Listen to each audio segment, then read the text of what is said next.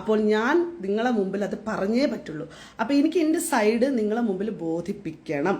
അത് ഞാൻ നിങ്ങളെ മുമ്പിൽ ബോധിപ്പിക്കും. എന്നെ കൊണ്ട് പറ്റുന്ന മാക്സിമം എന്തൊക്കെ നിങ്ങൾക്ക് വേണോ അതെല്ലാം ഞാൻ നിങ്ങളെ കൊണ്ട് ബോധിപ്പിക്കും.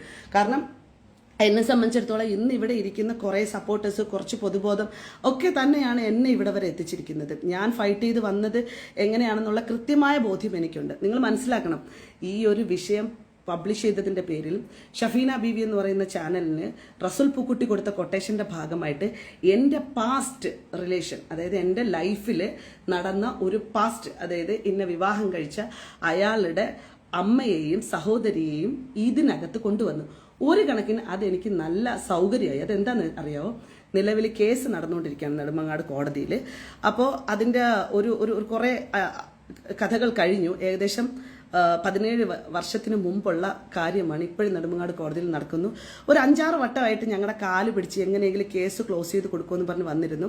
നിങ്ങൾക്കൊക്കെ അറിയാത്ത ഒരു ദിയാസന ഉണ്ടായിരുന്നു പാസ്റ്റിൽ. അന്ന് എനിക്ക് ഷജ്ന എന്നുള്ള പേര് മാത്രമേ ഉണ്ടായിരുന്നുള്ളൂ. ആ സമയത്ത് ഗാർഹിക പീഡനവും എൻ്റെ രണ്ടാമത്തെ കുഞ്ഞിനെ അടിവയർ നോക്കി ചവിട്ടി അബോഷനുമായ സാഹചര്യത്തിൽ നിന്നാണ് ദിയാസന ആ വീടും നാടും കുടുംബവും ഒക്കെ വിട്ടിട്ട് അവിടെ നിന്ന് ഞാനിവിടെ എത്തിയിരിക്കുന്നത്. ഈ ഇടത്ത് എത്തിയിരിക്കുന്ന എനിക്ക് ഇത്തരത്തിലുള്ള ഒരു സാധനങ്ങളും ഒന്നുമല്ല. പക്ഷെ സമൂഹത്തിന്റെ മുമ്പിൽ ഞാൻ റെസ്പോൺസിബിൾ പേഴ്സൺ ആയതിന്റെ പേരിൽ നിങ്ങളെ മുമ്പിലേക്ക് എനിക്ക് പല കാര്യങ്ങളും പറയേണ്ടതായിട്ട് വരും. അതുകൊണ്ടാണ് ഞാൻ ഈ വിഷയം നിങ്ങളടുത്ത് ഷെയർ ചെയ്യുന്നത്. അപ്പം നിങ്ങളടുത്ത് കൂടുതൽ സംസാരിക്കണം എന്ന് ഞാൻ പറഞ്ഞതിൻ്റെ റീസൺ എന്ന് പറഞ്ഞു കഴിഞ്ഞാൽ മറ്റൊന്നുമല്ല, നിങ്ങൾക്ക് എൻ്റെ അടുത്ത് എന്തെങ്കിലും കാര്യങ്ങൾ ചോദിക്കാനുണ്ടെന്നുണ്ടെങ്കിൽ ആ വിഷയങ്ങളിൽ ഞാൻ റെസ്പോണ്ട് നൽകുന്നതായിരിക്കും നിങ്ങൾക്ക്. അജിത്ത് കുമാർ എന്ന് പറയുന്ന ഇയാള് എൻ്റെ ഫേസ്ബുക്കിനകത്ത് ഓൾറെഡി വന്നിട്ട് വളരെ മോശപ്പെട്ട രീതിയിൽ എന്നെ ടാർഗറ്റ് ചെയ്തിട്ടുണ്ട്, ടോർണിഷ് ചെയ്യുന്നുണ്ട്.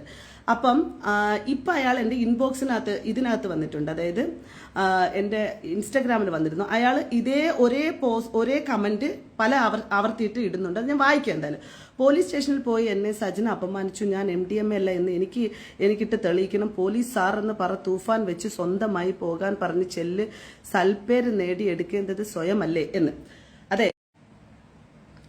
അതായത് ഇയാൾ പറയുന്നതെന്ന് പറഞ്ഞു കഴിഞ്ഞാൽ പോലീസ് സ്റ്റേഷനിൽ ഞാൻ ചെന്നിട്ട് ഞാൻ MDMA അല്ല സാർ എന്നെ പരിശോധിക്കണം സാർ, എന്നിട്ട് എന്നെ ചെക്ക് ചെയ്ത് പബ്ലിഷ് ചെയ്യണം സാർ എന്ന് പറയണതല്ലേ എൻ്റെ ഹീറോയിസം എന്നാണ് ഒരു മുട്ടത്തലയും വെച്ചിട്ട് ഒരു നാറി വന്ന് ഇവിടെ സംസാരിക്കുന്നത്.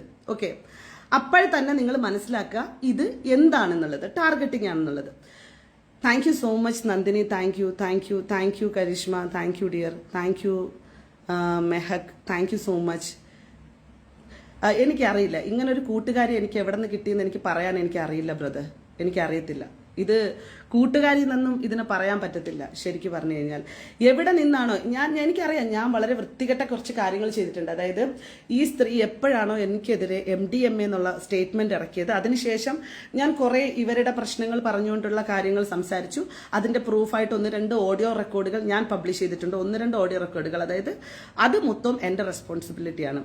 ഫിറോസ് ഖാൻ ഏതെങ്കിലും റെക്കോർഡുകൾ പബ്ലിഷ് ചെയ്തിട്ടുണ്ടെങ്കിലോ മറ്റോ അത് ഈ പറഞ്ഞ സജ്ന നൂർ എല്ലാ ആളുകൾക്കും, സജ്ന നൂർ ഏകദേശം ഒരു 12ഓളം ആളുകൾക്ക് റെഗുലർ ആയിട്ടിരുന്ന ഒരു പ്രശ്നം വരുന്ന സമയത്ത് അയാൾ അങ്ങനെ പറഞ്ഞു ഇങ്ങനെ പറഞ്ഞു എന്ന് പറഞ്ഞിട്ട് വോയിസ് റെക്കോർഡുകൾ അയക്കാറുണ്ട്. ഇന്ന് തന്നെ സജ്ന നൂറിന്റെ സ്റ്റോറിയിൽ നിങ്ങൾ നോക്കിയാൽ മനസ്സിലാവും സജ്ന എല്ലാം ഡിലീറ്റ് ചെയ്തിരിക്കുക. ഓക്കെ, ഡിലീറ്റ് ചെയ്ത പോർഷനിലെ ഒരു സംഭവമാണ് ഞാൻ എടുത്തു. ചട്ടിയും കലവും ആകുമ്പോൾ തട്ടിയും മുട്ടിയൊക്കെ ഇരിക്കും, അപ്പൊ അതൊക്കെ അങ്ങ് വിട്ട് കളയടി എന്നൊക്കെ പറഞ്ഞിട്ട് എൻ്റെ ഫോണിൽ പല രീതികളിലുള്ള അൺനോൺ കോൾസുകൾ ഇവൾ ചെയ്യിച്ചിട്ടുണ്ട്. എനിക്കത് ഭയങ്കര ബുദ്ധിമുട്ടായിട്ടുണ്ട്. അതിന്റെ ഫുൾ ഡീറ്റെയിലും വെച്ചിട്ട് ഞാൻ പരാതി നൽകിയിട്ടുണ്ട്. ഇന്നത്തെ പരാതിയിൽ ആ ഡീറ്റെയിൽ ഒക്കെ വെച്ചിട്ടുണ്ട്.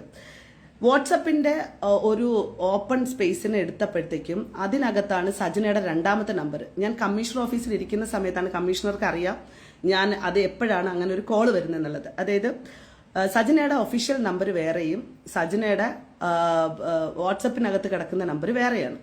അപ്പോൾ വാട്സപ്പിനകത്ത് കിടക്കുന്ന നമ്പറാണ് വാട്സപ്പിനകത്തൂടെ കയറാൻ പറ്റുന്നത്. കാരണം അത് മെയിൻ ഇതിനകത്ത് കിടക്കുന്നില്ല, എനിക്ക് വാട്സപ്പിൽ മാത്രമേ കയറാൻ പറ്റുന്നുള്ളൂ.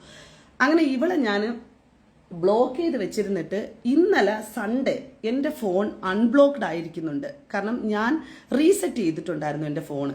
പല നമ്പറുകളും ബ്ലോക്കും അൺബ്ലോക്കും എങ്ങനെ ആയിട്ടുണ്ടെന്നുള്ളത് എനിക്കറിയില്ല. അൺബ്ലോക്ക്ഡ് സൺഡേ ആയിട്ടുണ്ട് എൻ്റെ ഫോണിൽ.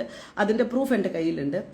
ഞാൻ ഇന്ന് അവരുടെ നമ്പർ വാട്സപ്പിൽ നിന്ന് എടുത്തിട്ട് പോലീസ് സ്റ്റേഷനിൽ ഇരുന്നിട്ട് കമ്മീഷണറുടെ മുമ്പിൽ വെച്ചിട്ട് എഴുതാൻ വേണ്ടി പോകുമ്പോൾ വീഡിയോ കോൾ ഓപ്പൺ ആയി പോവുക എൻ്റെ കൈ തട്ടിയിട്ട്. കാരണം ഞാൻ കുറച്ച് ഇമോഷണലി ആയിരുന്നു ആ സ്ഥലത്തിരുന്നത്. അപ്പം തന്നെ ഞാനത് കട്ട് ചെയ്തു.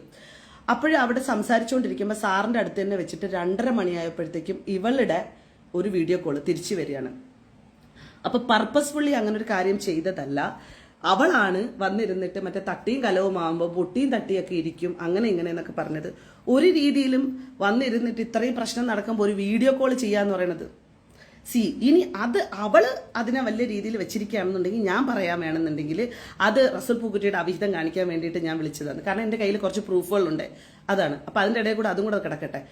അവളെടുത്ത് സ്റ്റോറി വെച്ചിരിക്കുന്നു എന്തെന്ന്, അത് എനിക്ക് വന്നതാണ് കോള്, ഞാൻ തിരിച്ച് വിളിച്ചത് എൻ്റെ കൈ തട്ടി അറിയാതെ പോയതാണ് കേട്ടോ, അപ്പം കോംപ്രമൈസ് ചെയ്ത് ഞാൻ വിളിച്ചേക്കണം. തേങ്ങര അരി നീ ജന്മത്ത് നീ മുക്കിളിയിൽ തൂറൂല മോളെ, പുറകെ നടന്ന് തുരത്തി വരും ഞാൻ. അങ്ങനെ ജന്മത്ത് നീ മൂടിൽ ഒതുങ്ങിയിരിക്കൂല. നിന്റെ റസൂൽ പൂക്കുട്ടിയും നീയും ചില്ലറ ഓട്ടോ എന്നല്ല ഓടാൻ പോകുന്നത്, അമ്മാതിരി ഓട്ടോ ഓടും. ഞാൻ പെണ്ണാണെന്നുണ്ടെങ്കിൽ ഓടും, ഇല്ലെന്നുണ്ടെങ്കിൽ നീ എന്നെ എന്തെങ്കിലും ചെയ്യണം. ഓക്കെ, നീ എന്തെങ്കിലും ചെയ്യുന്നത് വരെ ഞാൻ ഓടും നിന്റെ പുറകെ. ഞാൻ വെറുതെ ഒന്നും വിടത്തില്ല. ഒരാൾ ഇതാക്കണ്ട. സമൂഹം ഇരുന്നുകൊണ്ട് പറയണ എന്താണെന്നറിയാവോ, കുറെ കാട്ടവരാധികൾ വന്നിട്ട് കുറെ അപരാധം അങ്ങ് കാണിക്കുക. കുറെ കാട്ടവരാധികൾ ഇവളമാരത് കാണാനാണ് ഇവിടത്തെ ഇവിടെ കാണണ്ടടേ. കാണാത്ത കുറെ കാട്ടവരാധന്മാരുണ്ടെന്നുണ്ടെങ്കിൽ അവന്മാര് കാണണ്ട. നിങ്ങൾ കാണരുത്. നിങ്ങൾ ആരും നിർബന്ധിപ്പിച്ച് കാണിപ്പിക്കുന്നില്ല. ഒരു മനുഷ്യൻ ഫേസ് ചെയ്തോണ്ടിരിക്കുക, ആ മനുഷ്യൻ ഫൈറ്റ് ചെയ്തോണ്ടിരിക്കുക, റിയാക്ട് ചെയ്തോണ്ടിരിക്കുക. ആ മനുഷ്യന്റെ അവസ്ഥ കാണുമ്പോഴത്തേക്ക് കുറെ ഈ സ്ത്രീക്ക് മാനസിക പ്രശ്നം എന്തുകൊണ്ട് ഈ സ്ത്രീയെ പിടിച്ചടക്കാൻ നോക്കി നിങ്ങൾ ആരെങ്കിലും ഒക്കെ അടക്കി തന്നു കഴിഞ്ഞാൽ എനിക്കൊരു റിലാക്സേഷനാ. ശരിക്കും ഇവരടങ്ങാത്തടത്തോളം ഇങ്ങനെ പൊയ്ക്കൊണ്ടിരിക്കും. ഇവർ ഇനി അടങ്ങിയാലും എനിക്ക് കുറെ അധികം പറയാനുണ്ട്. കാരണം എനിക്ക് ഈ MDMA എന്ന് പറയുന്ന ടൈറ്റിൽ സ്പോൺസർ ഉണ്ടാക്കി തന്ന ഈ സജ്ന നൂറിനെ ഞാൻ വെറുതെ വിടാൻ പോകുന്നില്ല. അത് വേറെ കാര്യം. ഉള്ള സ്റ്റോറി കണ്ടാൽ അറിയാം ഫേക്കാണെന്ന്. ഓക്കെ, വിടല്ലേ ആ കള്ളിയെ? വിടില്ല, ഒരിക്കലും വിടില്ല. ആ കള്ളിയുടെ അവസാനവും എൻ്റെ കയ്യിൽ കൊണ്ടാവത്തുള്ളൂ. മിക്കവാറും ആ കള്ളി ചെയ്യുന്ന എല്ലാത്തിനും ഇനി ഞാൻ റെസ്പോൺസിബിൾ ആകേണ്ടി വരും. എനിക്കതിൽ പ്രശ്നമൊന്നുമില്ല. ഈ ഷഫീന ബീവിയെ പോലെ ഈ സജ്ന നൂറിനൊക്കെ പോലെയുള്ള ഫ്രോഡുകൾ, സ്വന്തം മക്കളെ വരെ ബുള്ളി ചെയ്യാൻ വേണ്ടിയിട്ട് ഇട്ടുകൊടുക്കുന്ന നാറികൾ, സ്വന്തം കുടുംബത്തിന് ഒരു ഉപയോഗം ഇല്ലാത്ത നാറികൾ, എനിക്കൊക്കെ റെസ്പോൺസിബിലിറ്റി ഉണ്ട്. എൻ്റെ ജീവിതം എനിക്ക് നോക്കണം. എനിക്ക് കാശ് കഷ്ടപ്പെട്ടാൽ മാത്രമേ എൻ്റെ കുടുംബം നോക്കാനും എൻ്റെ മോനെയൊക്കെ നോക്കാനൊക്കെ പറ്റത്തുള്ളൂ. അല്ലാതെ ഞാൻ ഇവളെ പോലെയൊന്നും പോയിട്ട് കുറെ കാട്ടവരാധം കാണിച്ച് കുറെ ആളുകളെ കൂടെ പോയി കുറെ ആളുകളെ പണം തട്ടിപ്പും നടത്തി കുറെ ആളുകളെ പറ്റിച്ചും കുറെ ആളുകളെ വെട്ടിച്ചും ഒന്നുമല്ല എൻ്റെ ജീവിതം എന്ന് പറയുന്നത്. ഇവിടെ റസൂൽ പൂക്കുട്ടി ഇരിക്കുമ്പോഴും അപ്പുറത്ത് 2-3 എണ്ണത്തിന് വെച്ചുകൊണ്ടിരുന്നിട്ട് തന്നെയാണ് അവളെ പരിപാടി. അവൾ എത്ര ലക്ഷം രൂപ ആരൊക്കെ കയ്യിൽ നിന്ന് എവിടെ നിന്നൊക്കെ വാങ്ങിച്ചിട്ടുണ്ടെന്നുള്ളതിൻ്റെ പ്രൂഫ് ഉൾപ്പെടെ എൻ്റെ കയ്യിലിരിപ്പുണ്ട്. സജ്ന ചേച്ചി കുറെ ഫേക്ക് കാശ് കൊടുത്ത് വീഡിയോ അടിയിലും പൊക്കി ഉള്ള കമന്റ്സ് കാണാം. അതുകൊണ്ട് സജ്ന ചേച്ചി അല്ല, റസൂൽ പൂക്കുട്ടി. സജ്ന ചേച്ചിയുടെ ഒരു തേങ്ങയുമില്ല. റസൂൽ പൂക്കുട്ടി പറ്റിക്കാൻ കൊടുത്തത്. ഇപ്പോഴും റസൂൽ പൂക്കുട്ടിയുടെ വിചാരം വയറ്റി കിടക്കുന്നത് റസൂൽ പൂക്കുട്ടിയുടെ ആണെന്ന് പോലും അറിഞ്ഞൂടാ ശരിക്കും. എന്നിട്ട് റസൂൽ പൂക്കുട്ടി വരണ്ടിട്ട് നിൽക്കുക. കാരണം എന്താണെന്നറിയോ, റസൂൽ പൂക്കുട്ടി അങ്ങനെ സജ്നക്കെതിരെ ഏതെങ്കിലും രീതിയിൽ തിരിഞ്ഞെന്നങ്ങനെ കണ്ട പിന്നെ റസൂൽ പൂക്കുട്ടി പോയി ആത്മഹത്യ ചെയ്താൽ മതി. അതുകൊണ്ടിട്ട് റസൂൽ പൂക്കുട്ടി പേടിച്ച് മുള്ളി ഇങ്ങനെ ഇരിക്കും. റസൂൽ പൂക്കുട്ടി മുള്ളി ഇരിക്കുന്നതോറും റസൂൽ പൂക്കുട്ടിയുടെ ഭാര്യനെ റസൂൽ പൂക്കുട്ടി കൊന്നുകൊണ്ടിരിക്കുകയാണ്. അത്രേ ഉള്ളൂ. അല്ലാതെ നമ്മളാരും അല്ല ഒന്നും ചെയ്യുന്നത്. മനസ്സിലായില്ലേ? ആ സ്ത്രീയുടെ അവസ്ഥ ആലോചിച്ചിട്ട് നമുക്ക് പ്രശ്നമുണ്ട്. എനിക്ക് നല്ല ബുദ്ധിമുട്ടുണ്ട്. എൻ്റെ അടുത്ത് അവരുടെ ഒരു സുഹൃത്ത് വിളിച്ചിട്ട് പറയാണ് അവര് വലിയ പ്രശ്നത്തിലാണെന്ന്. അവരുടെ അവസ്ഥ ഭയങ്കര ഡേഞ്ചറാണ് ദിയ. ഇവിടെ ഈ കണ്ടുകൊണ്ടിരിക്കുന്ന സാധനങ്ങളൊക്കെ അവർക്ക് വല്ലാത്ത രീതിയിൽ ബാധിക്കുന്നുണ്ട്. അവരൊരു രീതിയിൽ അവർക്ക് മാനസികമായിട്ട് ഓക്കെ അല്ല അവര്. എനിക്ക് സങ്കടമുണ്ട് ഗൈസ്, എനിക്ക് വളരെ വലിയ സങ്കടമുണ്ട്.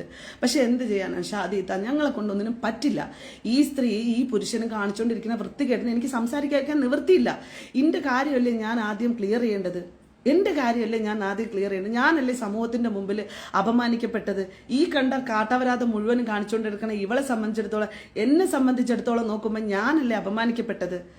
എവിടെ റസൂൽ പൂക്കുട്ടിയും സജ്ന എവിടെ? ദിയാസനെ പൊക്കിക്കൊണ്ടുവരാൻ ആൾക്കാർ. ദിയാസനയ്ക്ക് സപ്പോർട്ട് കിട്ടുന്നുണ്ട്. ഓക്കെ, ഞാൻ അംഗീകരിച്ചു. നിങ്ങൾ എനിക്ക് തരുന്ന സപ്പോർട്ടിനൊക്കെ വളരെയധികം നന്ദി. എനിക്ക് പേഴ്സണലി തരുന്ന മെന്റൽ ഹെൽത്തിന് വളരെയധികം നന്ദി. എന്നെ നല്ല രീതിയിൽ പ്രൊട്ടക്ട് ചെയ്ത് എൻ്റെ കൂടെ വന്ന് നിൽക്കുന്ന, എന്നെ കാണാൻ വരുന്ന എൻ്റെ എല്ലാ സുഹൃത്തുക്കൾക്കും നന്ദി. ബട്ട് ഇതെല്ലാം അനുഭവിക്കുന്നത് ഞാൻ മാത്രമാണ്. ഇതെല്ലാം ഫേസ് ചെയ്യുന്നത് ഞാൻ മാത്രമാണ്. പക്ഷേ സജ്ന കളിച്ച ആള് തെറ്റിപ്പോയി. സജ്ന വിചാരിച്ചത് ഇപ്പം അങ്ങ് എന്നെ ഒതുക്കി